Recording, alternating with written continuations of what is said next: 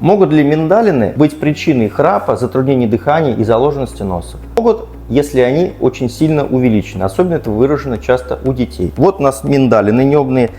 И в норме она должна быть примерно рядом с небной дужкой. Когда миндалина увеличена, первой, второй или третьей степени, когда она доходит до небной занавески, она может быть причиной затруднения дыхания, особенно у детей. Когда при осмотре глотки мы видим смыкающиеся небные миндалины и просвета у нас практически здесь нету, то это является причиной храпа, затруднения дыхания и так далее.